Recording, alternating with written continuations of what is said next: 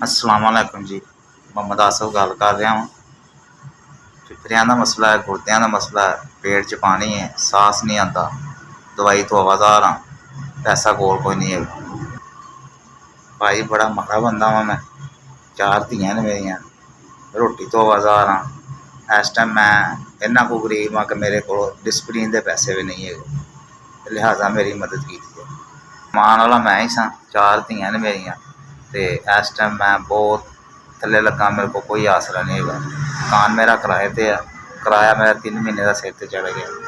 मालक मकान मैनू बाहर कड्ढन दिया, मेरे को आसरा कोई नहीं है।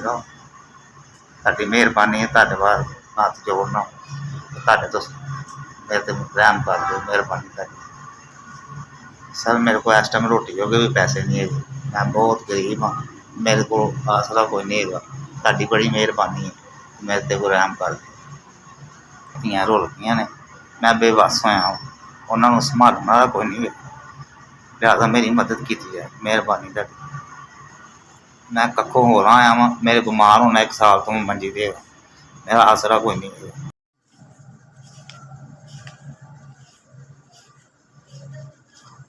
10,000 रुपये की मेरी मदद की है, इस तो भी ज़्यादा दवे कि तुसीं वंडदे रहो। मेहरबानी सर तुहाडी, मैं तुहाडा बड़ा शुक्रगुजार हाँ, लिहाजा तुसीं 10,000 रुपये की मेरी मदद की है। अल्लाह पाक तुहानूं इस तो भी ज़्यादा दवे। मैं भावें तुहाडा बड़ा शुक्रगुजार हाँ, तुसीं मैनूं पैसे भी दित्ते ने, तुसीं मेरा इलाज भी करा रहे हो, तुसीं मैनूं डॉक्टर का नंबर भी दिता है। अल्लाह पाक तुहानूं तंदुरुस्ती सेहत देवे। मैं तुहाडा बड़ा ही शुक्रगुजार हाँ, तुसीं इस तरह लोगों की मदद करते रहो, अल्लाह तुहानूं इस तो भी ज़्यादा देवे।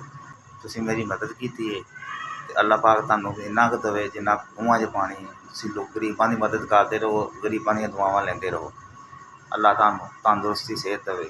तुहाडी बड़ी मेहरबानी, तुसीं मेरे तक 10,000 रुपया पहुँचाया।